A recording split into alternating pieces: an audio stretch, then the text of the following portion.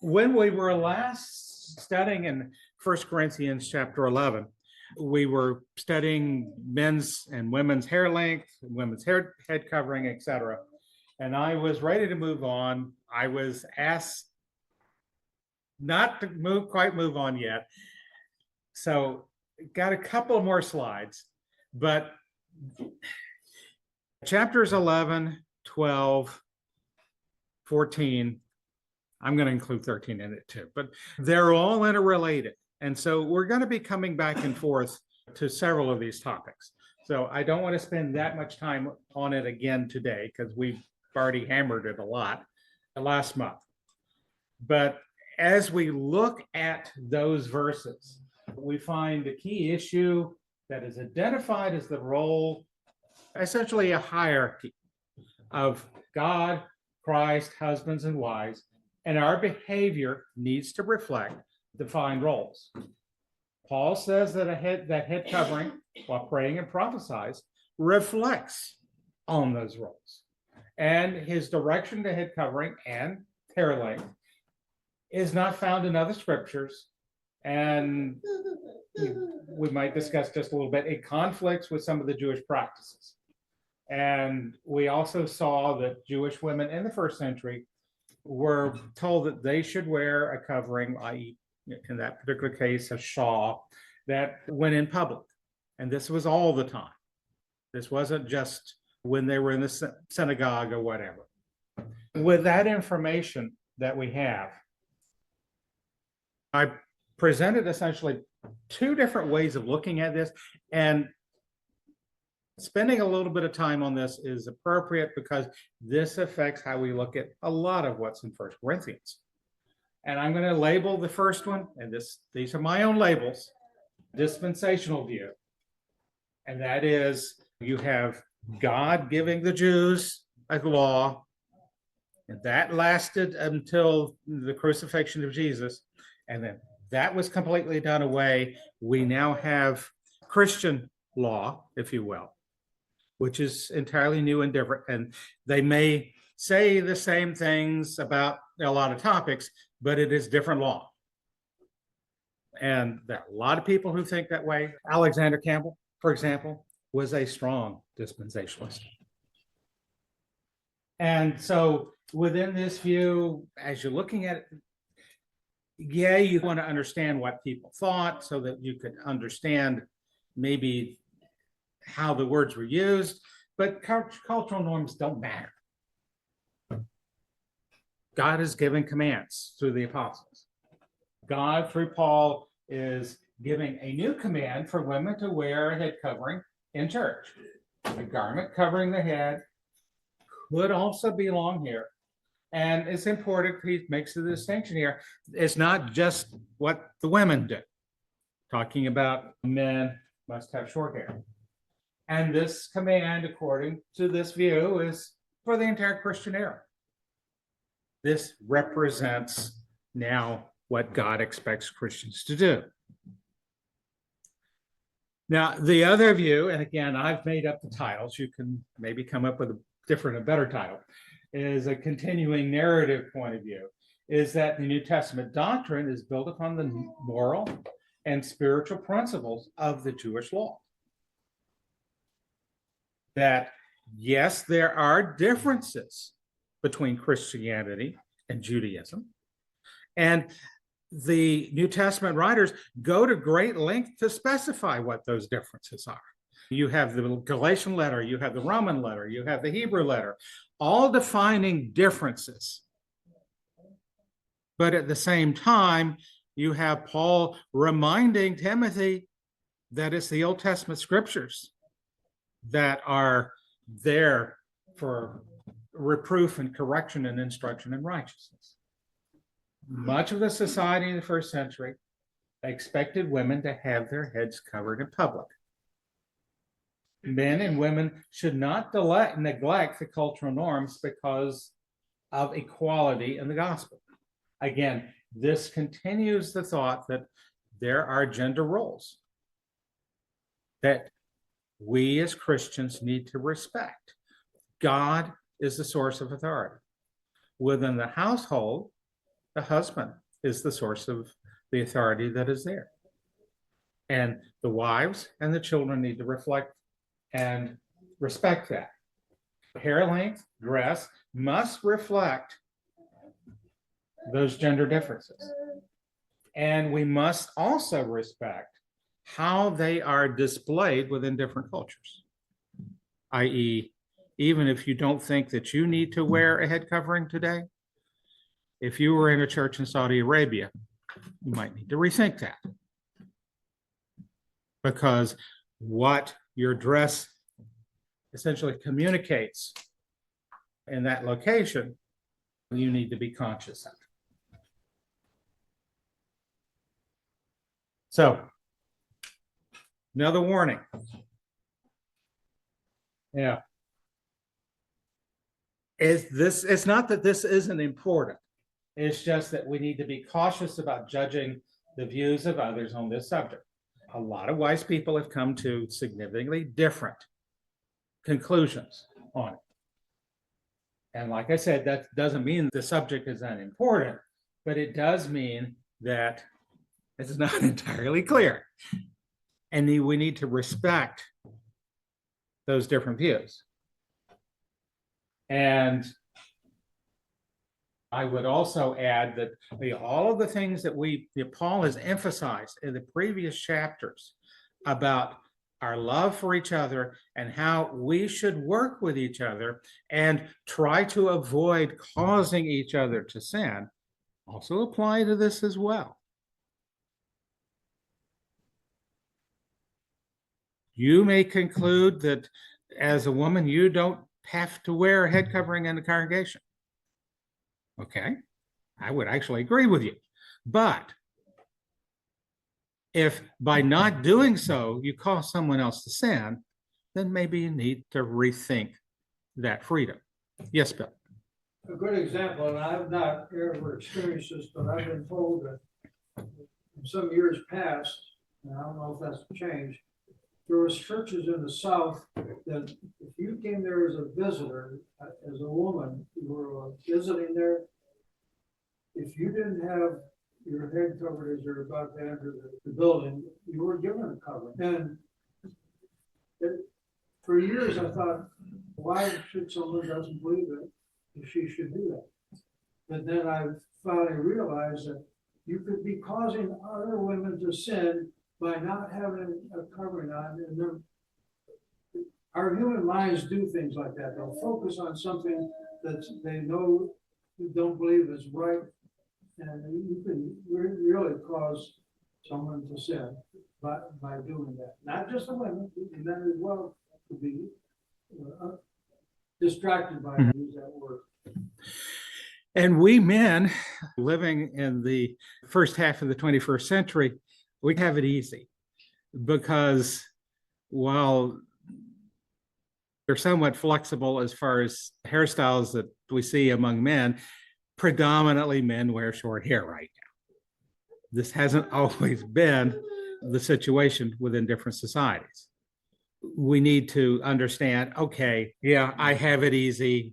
No one really expects society, men aren't wearing long hair. I can get by just fine. Plus, most of us, let's admit it, we wear short hair because it's a whole lot easier to take care of too. All right. But that's not always true. And there certainly were periods a few hundred years ago where men wore long hair. And if they didn't have longer hair, they wore wigs. You need to be conscious that this is not exclusively about women. Now, we're going to, like I said, revisit some of these principles. But I dwell on this as much as I have, in part because there are different ways of looking and interpreting scripture. Do you stick strictly with, okay, we throw the Old Testament out, the New Testament is this, and I don't observe any Old Testament commands unless it's repeated in the New Testament. That's a pretty common view. And it reflects how you interpret a lot of the stuff in 1 Corinthians. If you see that the New Testament is written primarily for a either Jewish audience or audience who understands the Jewish law, then really everything there is interpreted from the standpoint of the Jewish law. And like I said, there are places where, no, the Jewish law doesn't continue. The Jewish practices don't continue. But you're going to find the inspired writers writing extensively about those changes. You're not going to see it just show up in one passage that's never mentioned anyplace else. So, two different approaches. And you might want to think about that as we try to view the scriptures consistently. Any comments, questions before we go on? Okay. So now we get into the latter part of the chapter, and it's about observance of the Lord's Supper. Now let's read this.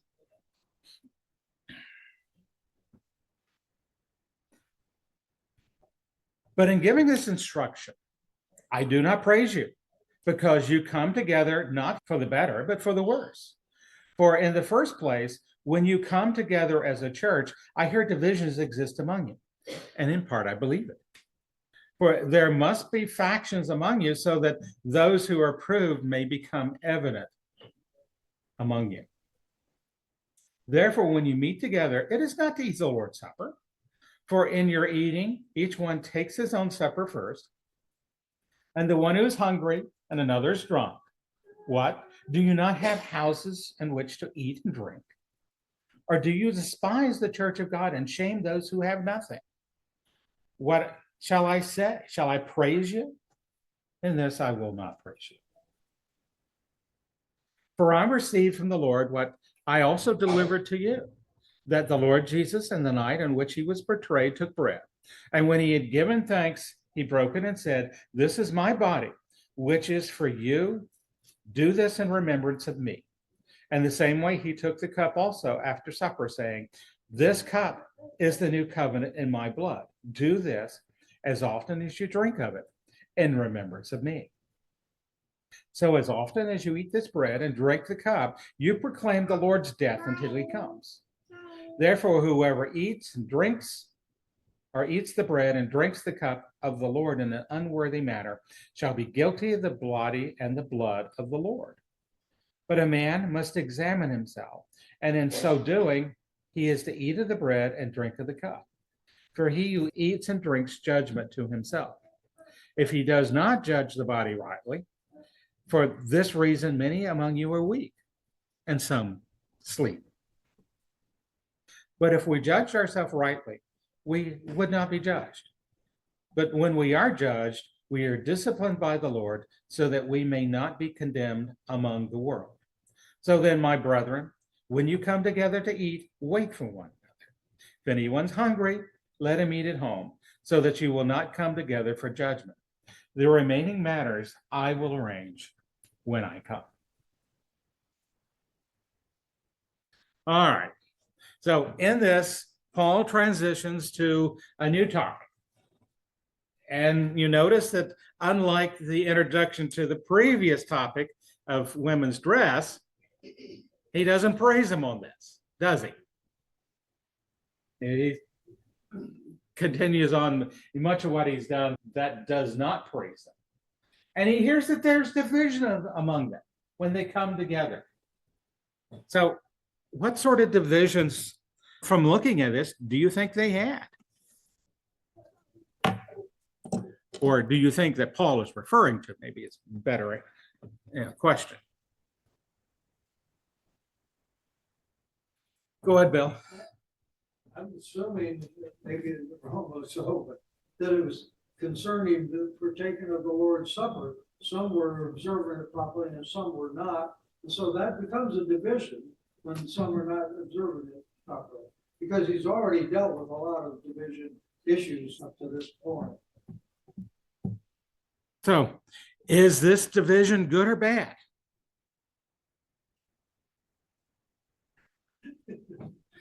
Here it says, for there must also be factions among you, so that those who are proved may become evident among you. Yeah, I know. Yeah, Paul likes to throw us these curveballs, doesn't he? That is. And I think the essence of what he's saying is captured in the explanation that Bill gave. And that if there were divisions in how they were supposed to partake of the Lord's Supper, okay, if there's some people who are doing it wrong and some people who are doing it right, you have people doing it right that you can observe and follow and see what is the correct practice. If everyone was doing it wrong, then that becomes a more difficult matter to deal with, doesn't it? All right. So, therefore, when you meet together, it is not to eat the Lord's Supper, for in your eating, each one takes his own supper first, and one is hungry and another is drunk. What, do you not have houses in which to eat and drink? Or do you despise the church of God and shame those who have nothing? What shall I say to you? Shall I praise you? In this I will not praise you. Now, here I want to engage in maybe a little exercise that's somewhat speculative, but we have hints of what was going on here. And to the extent that we can understand what they were doing, I think we will have a better understanding of what Paul is telling them. It's been 2 to 3 years since Paul was in the congregation. Paul was there for a year and a half. Do you think that they were observing this Lord's Supper improperly when Paul was there? This is almost a rhetorical question, right? Seems unlikely. Seems unlikely. So within a relatively short time, you have some people who are now doing something different. Do they think they're observing the Lord's Supper?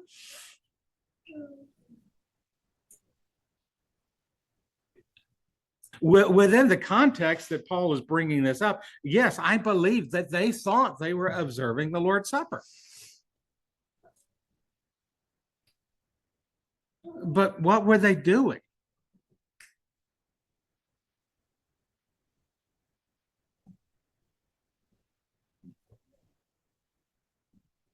Part of it spelled out here, right?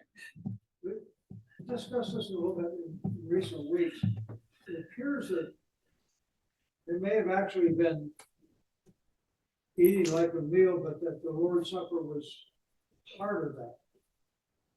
And if I understood correctly what we were talking about several weeks ago. Yeah, Brent has presented a very good lesson on it, by the way. And I'm going to come in at a slightly different angle, but I think there's agreement in it. Why are they eating a common meal together? Were they just hungry by the time they got to church? Yes. I guess an observation in the larger scriptures is that Christians eating common meals together was something that was practiced and makes sense. The people that you are closest to are the people you're most likely to share common meals with, and hopefully that's a demonstration of how close they were, that they were wanting to spend time eating common meals together. And certainly Luke, in recording in end of Acts chapter 2 about the early Christians, they went house to house daily, sharing meals. So this is a fairly common Christian practice. Certainly we observe it in other writings at the end of the first century and into the second century of what are sometimes called love feasts, where Christians had a common meal, which was to essentially share fellowship with one another. And it was also apparently had some benevolent motivations as well. For those who were poor, there was food. Now, I should emphasize that the writings in the 2nd century describe this as being a much different time than their main assembly. For example, Christians might have assembled early morning around sunrise to sing hymns, observe the Lord's Supper, maybe hear an edification, and then meet at the end of the day to have a common meal. Remember, Sunday was not a holiday for these people. They had work to do. So that was a practice in the by the end of the 1st century, certainly in the 2nd century. But we notice here that one takes his supper first, one is hungry, one is drunk. What does this tell us? Excessive consumption. For some, it was a pretty big banquet, right? Yeah. Go ahead, Brent. Yeah, it's not a common meal like we would usually think of. It has some weird peculiarities. So they're not trying to do it all together. There are some that maybe come in late or don't have much to bring. And this might seem a little surprising, but when Jesus instituted the Lord's Supper, what were he and his apostles doing? Weren't they having a common meal? They were celebrating the Passover, which that's not a common meal. But it was a meal. Now, I'm going to skip ahead a few slides. And this is one person's efforts in trying to put together what a Passover celebration would be like in the 1st century. Evening, we will be celebrating the Passover as it was celebrated in the 1st century. Our records are scanty in some places, but the majority aspects of the evening are certifiable as authentic at the time. We will not eat fish, nor have boiled eggs or bear lamb shank bone on our plate, since this practice does not date back to the time of Jesus. The meal itself will be simple: hors d'oeuvres, lamb, unleavened bread, and wine. The symbolic significance of the meal, however, will be rich and complex. The Passover was a festive occasion, a celebration of the nation's release of Egypt's bondage. We should celebrate it tonight as Jesus' disciples did, for only later did they realize the irony of the joyous occasion that pointed to the death of the Messiah. So in preliminaries, selection of lamb, 1 year old, unblemished, all of those things need to occur actually before the meal. It involves also the cleansing of the house to make sure that there is no leaven in it. Evening before the Passover, the families went through the house by candlelight, looking in nooks and crannies for any leaven in the house.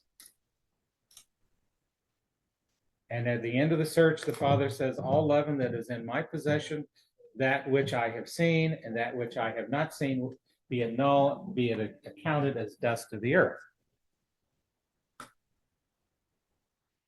And as the guests and members enter the home to celebrate the Passover, a servant or slave would often be there to wash their feet. This was the task of the lowest class of people. Even though he was the paterfamilias, or the head of the family, both symbolize that he would do this for his disciples. This is referring to Jesus. Before we partake of the ritual wine, we're permitted to drink wine that has no religious significance. This non-ritual wine is allowed between the first and second cups of ritual wine and between the second and third cups. There's hand washing. Once our guests arrive, we will perform ritual hand washing that the Jews from antiquity have done before every meal. 4 glasses of ritual wine are set out and labeled such. 1 plate, cutlery, napkin, several candles, seating labels in place. The corrosive, the unleavened bread, the vegetables, vinegar should be on the table. And the seating of the Passover is assigned, beginning with the head of the family. And the guests are to wrap around the table, oldest to the youngest. Now, gone through this so far. And to emphasize, when you had the Passover meal, they didn't go to church buildings or the synagogue or whatever to have Passover meal. Individual families had their Passover meal with guests. Even if you go back to Exodus, you find the description, the Passover lamb was to be completely consumed. And if there was more than what the family could consume, they could invite their neighbors over to join them for that Passover feast. But this was not a collective, as in a big body. This was a relatively small group.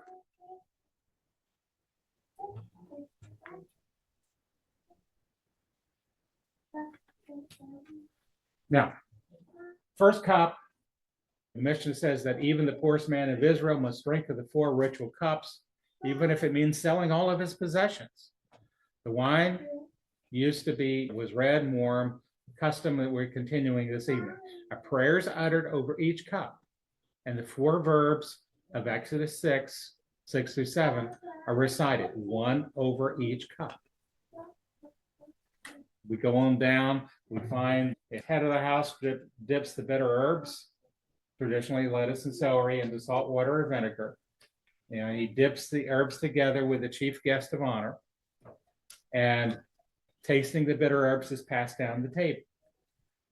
Then they pour the second ritual cup. The father explains the significance of the lamb, the bitter herbs, leavened bread, prayer said over the second cup, and then they break the bread. The host breaks the guest of honor's bread, and they dip it in together. Now's the time when you actually eat the meal. The third cup, this is after the meal, the third cup is poured, and the last of the unleavened bread and wafers is blessed and broken. Blessed are you, O Lord our God, King of the universe, who brings forth bread from the earth. Blessed are you, O Lord our God, King of the universe, who has sanctified us with your commandments and commanded us to eat unleavened bread. And then all participants recite the post-meal grace. And together and then the prayer over the wine.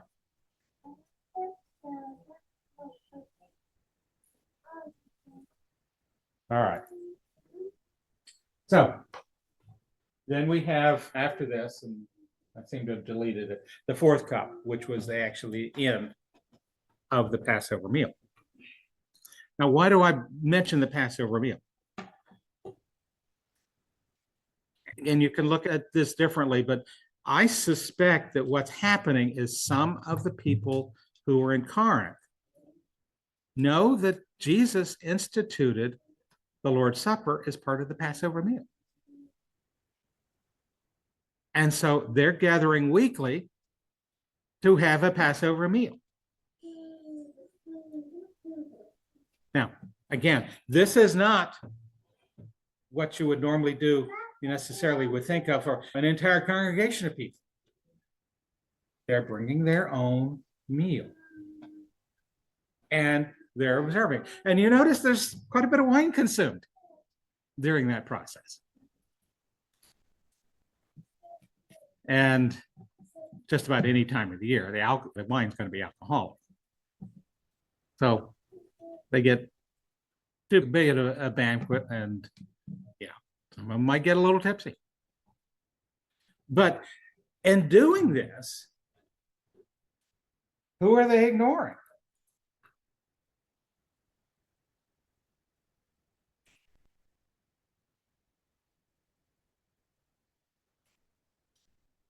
They were only the other people in the congregation, weren't they?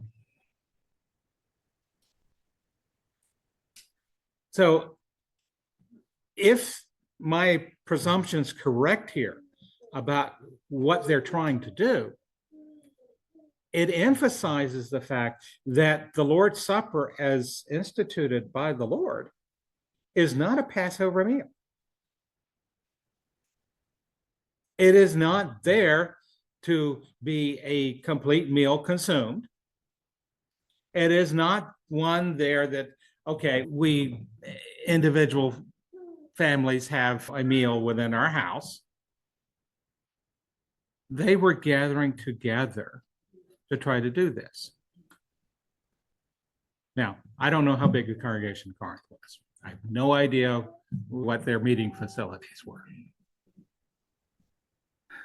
After the day of Pentecost in Jerusalem, there were probably enough people that no, I doubt they got together all in the same place for the Lord's Supper. But in Corinth, I think they did.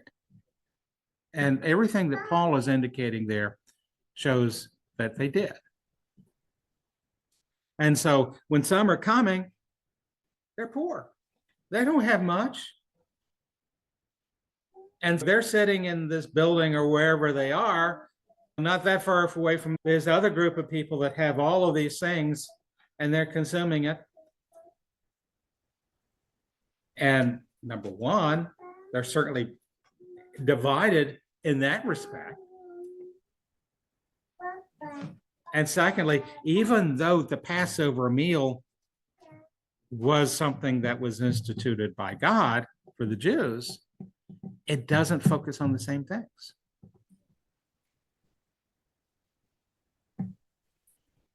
So in his describing of they were doing it at different times, some are hungry, some is drunk. And then Paul refers to, why aren't you just doing this in your own houses?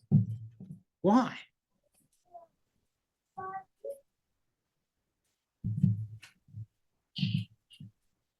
The idea was they were coming, some were coming there to be fed, not to observe the Lord's Supper. And that's why he says, don't you have houses to eat and drink in? Because they were not properly observing the Lord's Supper. Okay. Indians. Andy? Because that's how the pagans do it. Okay, elaborate. I think that it was very common for them to have these wild feasts filled with debauchery and everything else. And that was how the people who worship the goddesses and gods did it. Yeah, I had some recollections of maybe banquets dedicated to the gods, but I really couldn't find anything that hinted to that in around the first century. So I don't know if that might have been that common or not by that time. It could have. The absence of information doesn't tell us. Being as for the Jewish members of the congregation,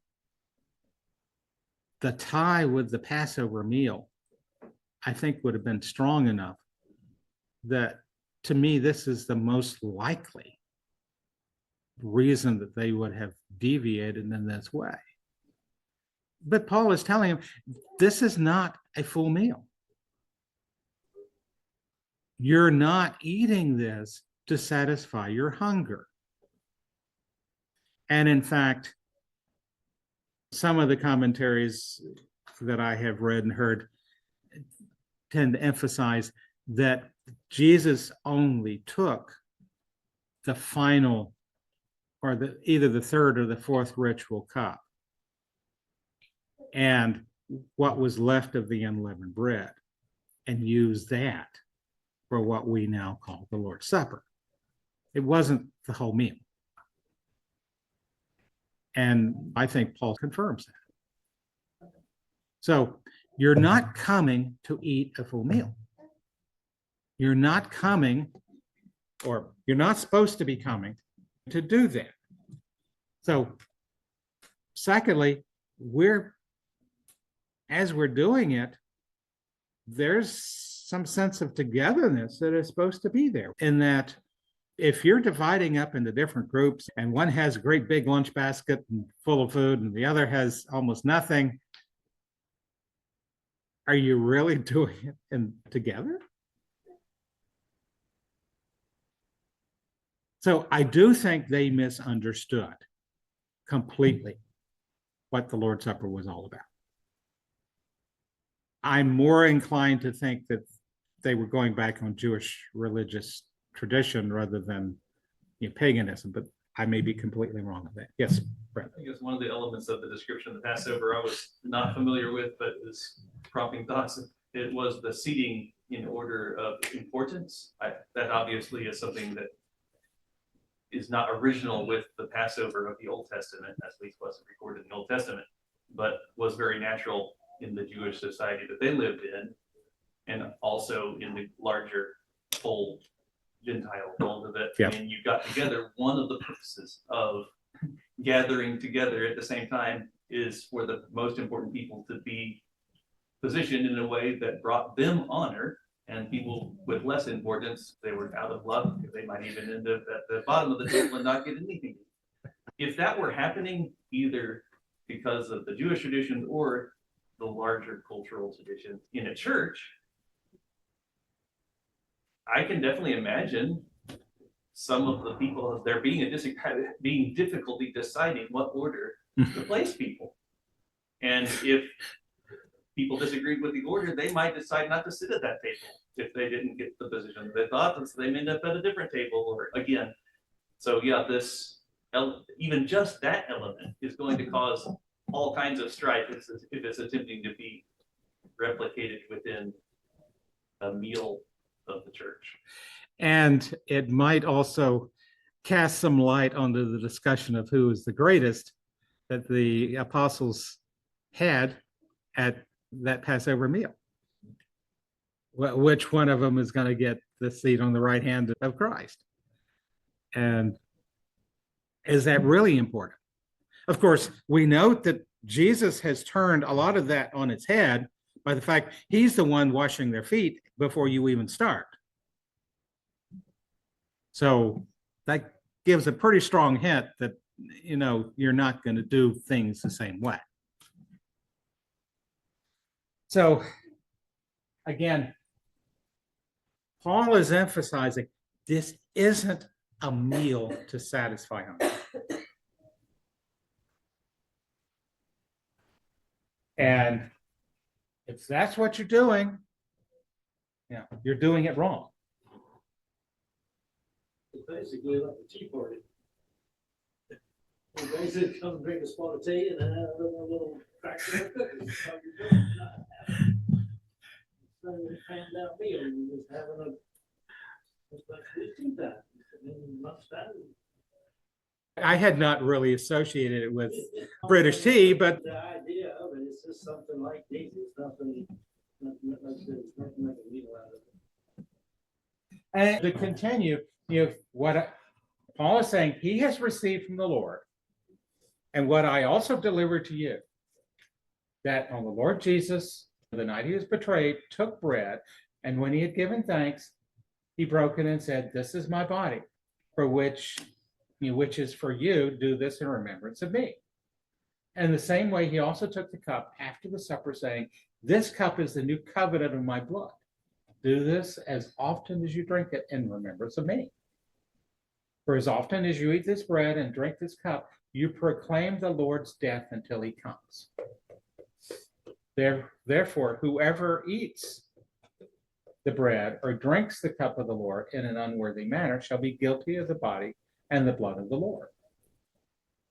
Now let's go ahead and stop there. Like I've emphasized, I believe Jesus planned on eating that Passover meal, even though it really wasn't at the correct time. He wasn't going to be alive at the correct time. And he institutes at the end of that meal, a new memorial. So he takes unleavened bread that is there. He takes the wine that's there. Doesn't do anything with bitter herbs. Doesn't do anything with the roasted lamb. Those are part of the meal that was before. But he takes those two items and he gives them a new meaning. And so when we partake of it, we need to be reflecting on what those things mean. Now, we have the issue of, okay, we're not supposed to be doing this to satisfy hunger. So how big of portions should we be taking?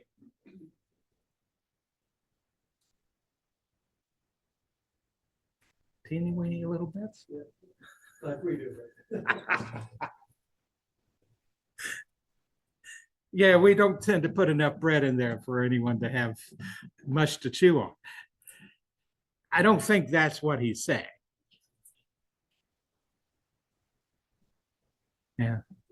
Same way we have these teeny little cups. I don't think that's necessarily wrong. Remembering Jesus, and that when we partake of, in this particular case, grape juice, and we remember it's his blood, if it's 10 cc's, if it's 100 cc's, if it's a half gallon, that does not constitute, that doesn't change the meaning. Yes, Andy. I don't know about you, but I always pick the fullest one. And we try to make sure they're all the same. No wonder why it takes so long to get by. Yes, Bill. I got a little aside here. Looking at the religious community in general, Jesus said, as often as you eat this bread and drink this cup, as often, and so there's variations out there, quarterly, once a month, and they got the Roman Catholic Church. The peasants get to eat the bread and the priests get to drink the wine. The thing with this is that the religious world follows the first day of the week giving to the T. But they don't do it in the Lord's Supper. And the example is in Acts 20, verse 7. Don't they ever, doesn't anybody that reads that understand that, hey, they came together on the first day of the week? Which week was it? The week, period. I will emphasize, we put together, again, I think correctly, a chain of logic that says we need to do it every Sunday. There's no single passage like you would find in Exodus describing worship in the tabernacle, or that you do this feast, whatever. We don't have that definitively defined. So what we have to do is put together, they met on the first day of the week. They appear to meet every first day of the week. This is what Paul is describing them doing. And therefore, we conclude that, yes, they did it every first day of the week, which, by the way, there are second century writers who also confirm that. So we have a logic on our side. It's just maybe not quite as obvious as some of the other things. But our time is gone, so we'll close out on this, Lord willing, next week.